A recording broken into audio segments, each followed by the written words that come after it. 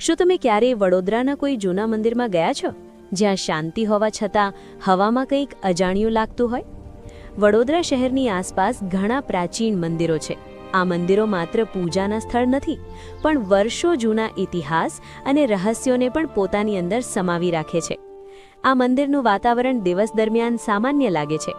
ભક્તો આવે છે, આરતી થાય છે, ઘંટડી વાગે છે, પણ સ્થાનિક લોકો કહે છે રાત્રે આ જગ્યા એકદમ અલગ બની જાય છે.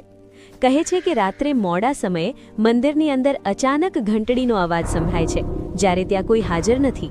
ક્યારેક મંદિરના પ્રાંગણમાં પગલાં ચાલવાના અવાજ પણ સંભળાય છે. આવા અનુભવોને કારણે લોકો આ મંદિરને માત્ર શ્રદ્ધાનું સ્થાન નહીં, પણ એક રહસ્યમય જગ્યા તરીકે પણ ઓળખે છે. વિદ્વાનો અને પૂજારીઓનું કહેવું છે કે જૂના મંદિરોમાં વર્ષોની સાધના, પૂજા અને ઊર્જા સંગ્રહાયેલી હોય છે. એ કારણે અહીંનું વાતાવરણ અલગ લાગે છે. આ મંદિર આજે પણ લોકો માટે ખુલ્લું છે. ભક્તો અહીં શાંતિ મેળવવા આવે છે, પણ સાથે સાથે આ જગ્યા પોતાના રહસ્યો માટે પણ જાણીતી છે.